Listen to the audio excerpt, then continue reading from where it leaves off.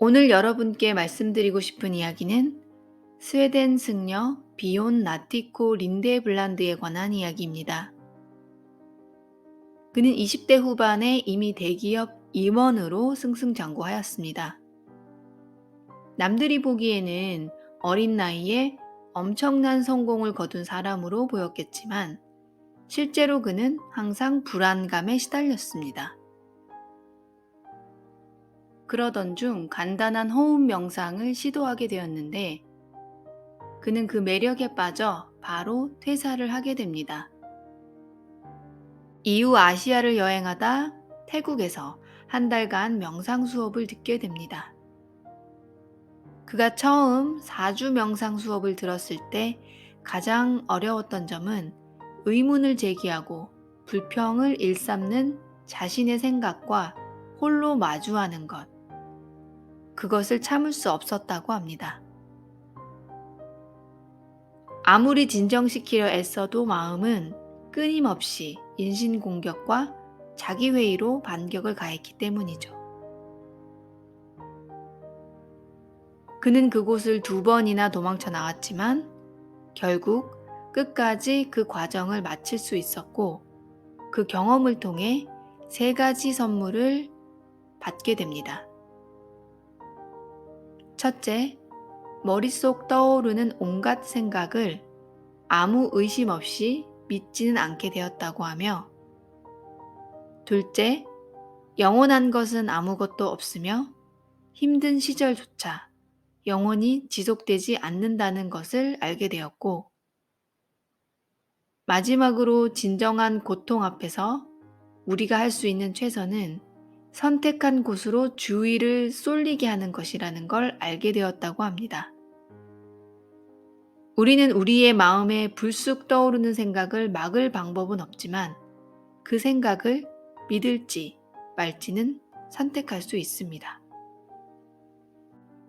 긴 여행 이후 다시 스웨덴으로 돌아온 그는 태국에 위치한 숲속 사원이라는 곳을 알게 되었고 곧바로 그곳에서 수행을 하기로 결심을 합니다.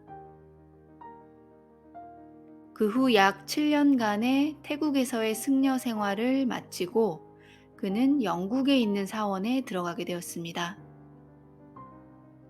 영국에서도 탁발을 여전히 했었는데 태국과는 다르게 영국 사람들의 시선이 달갑지만은 않았고 욕을 해대는 사람들도 많았습니다. 그 욕이 만화 속의 주인공처럼 몸을 관통해서 지나는 걸 느꼈을 때 그는 확실히 스스로가 달라졌다는 걸 알았다고 합니다. 더 이상 온갖 생각을 다 믿지 않게 되었나 봅니다. 우리는 타인의 시선, 평가에 유독 예민하게 반응을 하게 되는데 거기에서 신경을 덜 쓰게 된다면 정말 자유로울 것 같습니다. 저 또한 타인의 비판이나 평가에 신경을 많이 쓰는 편인데요. 집에 돌아가서도 가끔 계속 떠올라서 잠을 설치는 경우도 있었습니다. 하지만 인간이 겪는 심리적 고통 대부분은 자발적인 것이며 스스로 초래한 고통이란 사실을 아시나요? 그걸 안다고 해서 고통을 바로 덜어낼 순 없겠지만 최소한 그 사실을 이해하면 고통을 새로운 방식으로 바라볼 수 있습니다. 고통이 자신에게서 출발한다고 받아들여 버리면 이제 상황이나 다른 사람을 탓할 수 없게 되는 것이죠. 그렇다고 내 잘못 혹은 죄책감으로 가지고 가란 말씀은 아닙니다. 다만 내가 의도했던, 의도하지 않았던 내 머릿속에 떠오른 생각을 믿을지 말지는 나에게 선택권이 있다는 말씀을 드리고 싶습니다. 그때 비로소 새로운 질문이 떠오릅니다.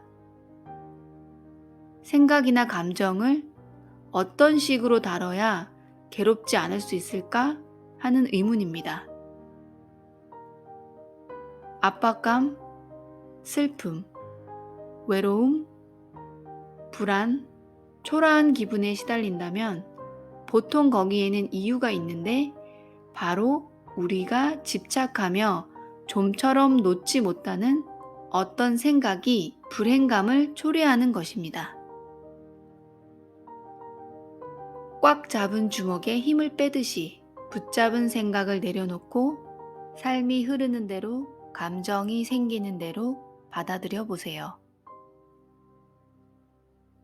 떠오르는 생각을 모두 믿지 말고 내가 옳다고 주장하고 싶을 때, 통제하고 싶을 때 그 생각을 꽉 잡은 주먹을 활짝 펴보세요.